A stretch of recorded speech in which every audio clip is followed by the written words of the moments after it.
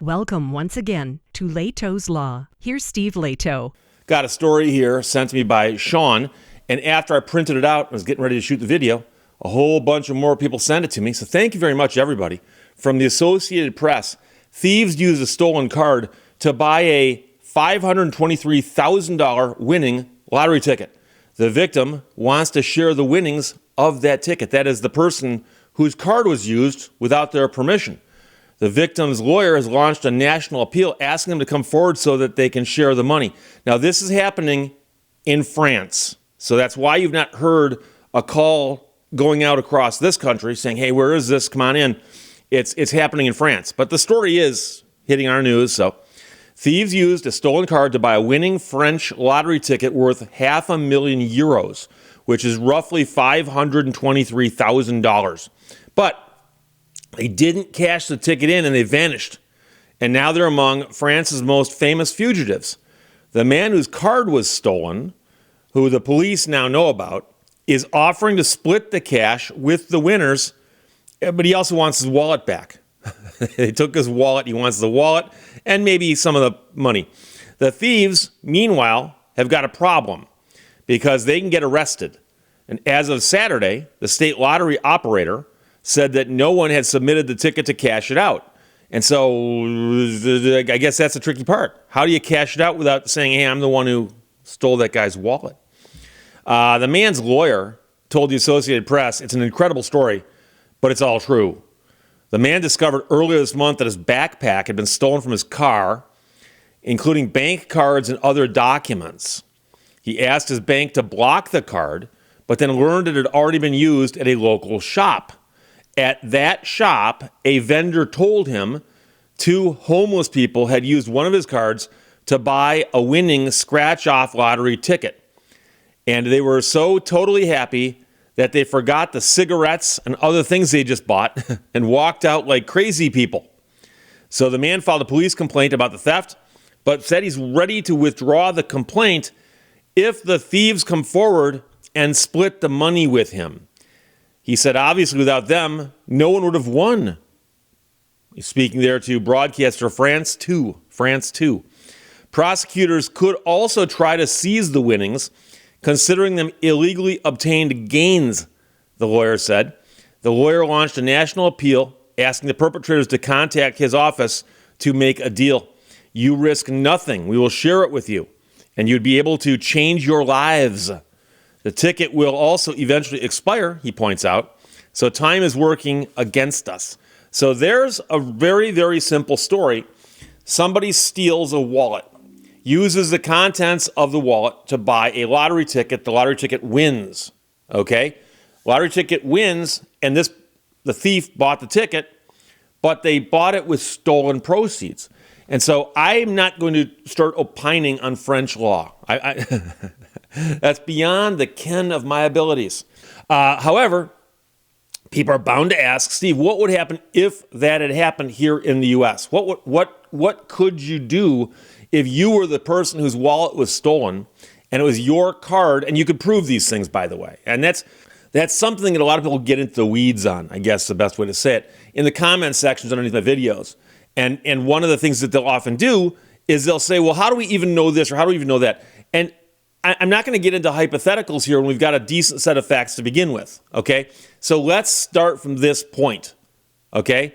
Someone stole your wallet. You then found out, without question, that they used the card in your wallet, a bank card, ATM card, whatever it is, to buy a lottery ticket. Let's assume that they probably caught it on camera. And then they scratched it off in front of the person at the store, and it's a winner. Okay, so those facts are not in dispute. Let's for the purposes of this video, those facts are not in dispute. What's the best possibility for recovery? And I was actually thinking about this one for quite a while, because the interesting thing is the fact that someone stole your wallet, obviously they've broken a law there, and they owe you something, i.e. your contents of your wallet and your wallet back.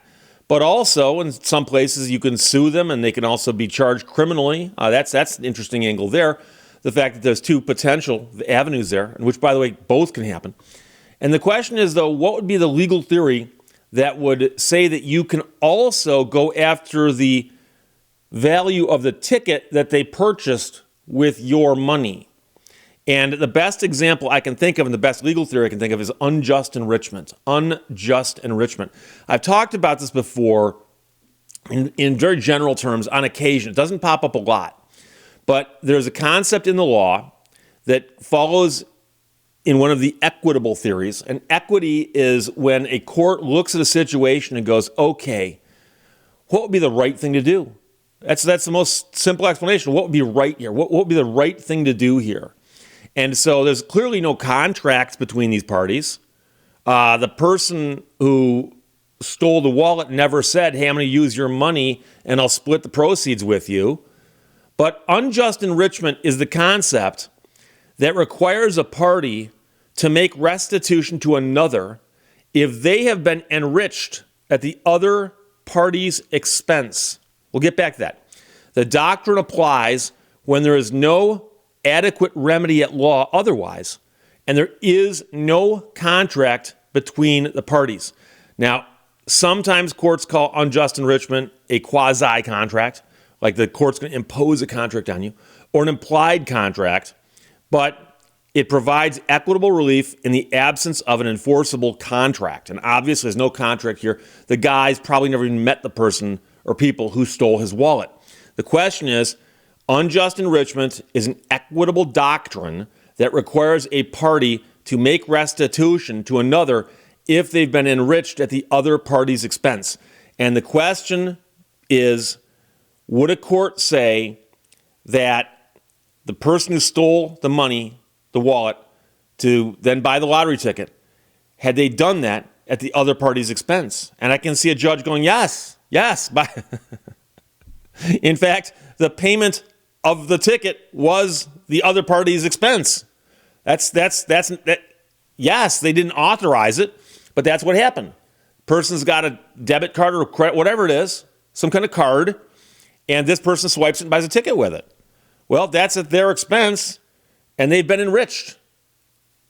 There you go. So I don't know if the French legal system has a concept in it of unjust enrichment. They very well could have. Their elements might be different. Don't know. Got a friend in the audience named JP who will look this up for me, I hope, and tell me, because it probably has a French label that I would have a hard time pronouncing. And I don't even attempt French pronunciations because there was a bunch of them in this story, and I glossed over them as best I could. So it's a fascinating story. But assuming that the person who had the winning ticket knows it was a winning ticket, and the clerk at the store said they knew that, and they understand the rules, they probably realize that there's a good chance when they go to turn this in, they're going to get arrested for stealing this guy's wallet. So then the question becomes, do you get someone else to turn it in? Because then the risk is that if the person who turns it in gets to keep some or all of the money, and all they got to do is take the hit for stealing the wallet, can you trust somebody else to do that?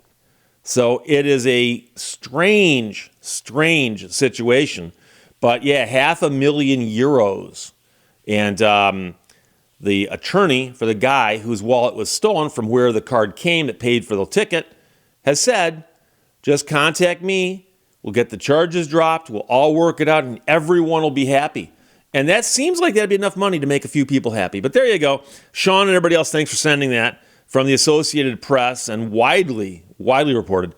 Thieves used a stolen card to buy a $523,000 winning lottery ticket. Victim wants to share the winnings and has offered to do so and get the charges against the thief dropped if they come forward and share the winnings.